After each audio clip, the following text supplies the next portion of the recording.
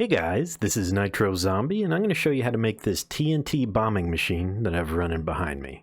Now these things are extremely useful to remove large areas of ground to make spawn-proof perimeters for a mob farm, or remove large areas of the nether to reveal all that ancient debris and get all that netherite tools and armor that you need. This is working in the Java version of Minecraft. It does not work for Bedrock, and it works on both 1.15 and 1.16 versions of the game. It's relatively easy to make and not too expensive. So let's go over here and we'll do a step-by-step tutorial on exactly how to do it. I'm going to break this tutorial into two parts. The first part is going to be building the TNT mechanism itself. Then the second part is going to be building the flying machine that you can attach it to make it go back and forth. So these are the blocks that you need for the TNT bomber. A sticky piston, 7 slime blocks, 1 lever, 1 of any kind of wall, a detector rail, a mine cart, 2 of any kind of coral fan, and a piece of TNT. Now you want to build this thing at least 20 blocks above the surface that you're going to be bombing out, or the TNT could jump back up and destroy the bomber itself. So we'll start off by placing a sticky piston, and then we'll put 4 pieces of slime in this orientation. Put 1 there, and then we'll bring 2 more floating out there. Next we'll put the detector rail on that piece of slime and the minecart on top of it. Then we'll put a wall right there to keep the minecart in place. Next we'll put the bubble coral fan on each side, and then the TNT in the middle right there. It's pretty much done. All we're going to do is use a lever, and the first step is to prime it. That primes the machine there, and now each time that you flick the lever, it'll send another piece of TNT down. And you can do it stable like this, where you just dig straight down, or you can connect it to a flying machine like I've done back here, so it goes back and forth by itself and can remove a large area of ground. So next, I'll show you how to make this flying machine.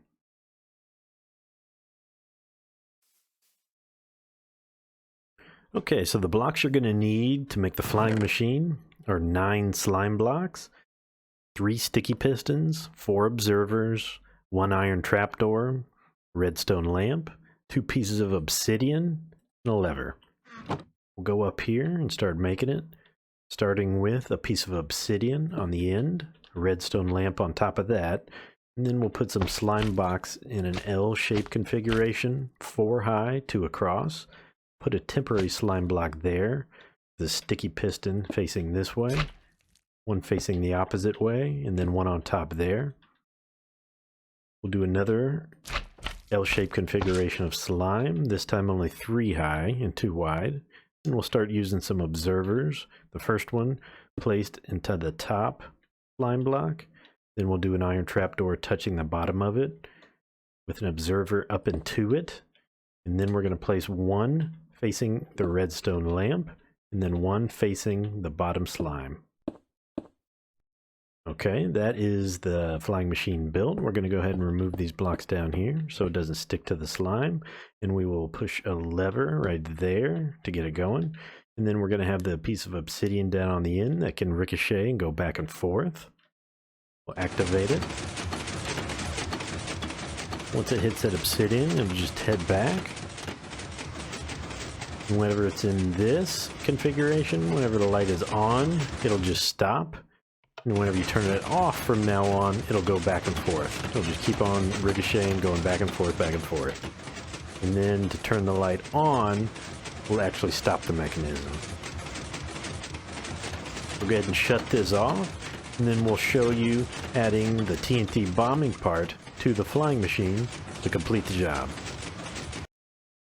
Okay, we're going to build a bomber on the end of the flying machine, starting with the sticky piston, then the slime blocks. Then the detector rail, minecart, wall to hold it on, coral fans, TNT. This time we're going to prime it with a block of redstone.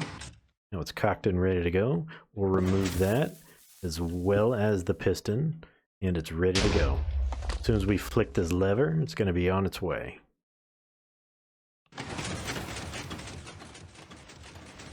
And we've got the obsidian block at the level of the wall.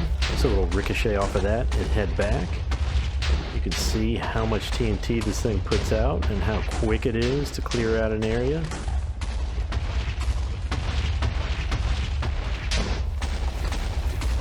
And with the light in the on position back there, it'll go back and stop. And whenever you flick it in the off position, like I have back here, it'll keep on rebounding back and forth. That's how you can easily turn it off and on. One thing to keep in mind whenever you're using these guys, whenever you reveal water or lava, it will not blast through that, and you're going to have to soak it up or fill it in so you can continue. Okay, it stopped, and if I wanted to trigger it to go again, I just flick it in the off position, it'll keep on going back and forth.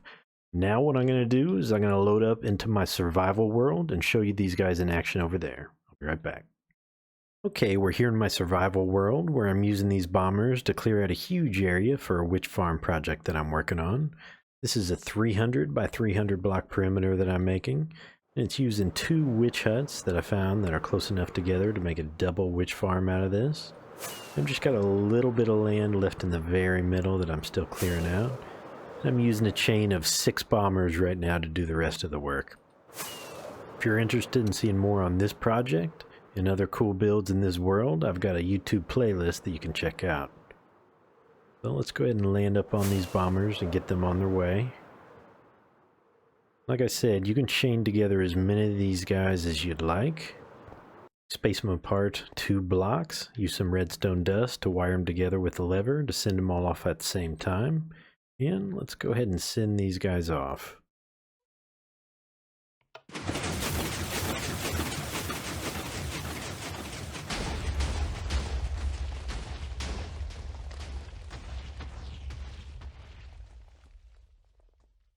Get over here, get a little bit better look at these guys.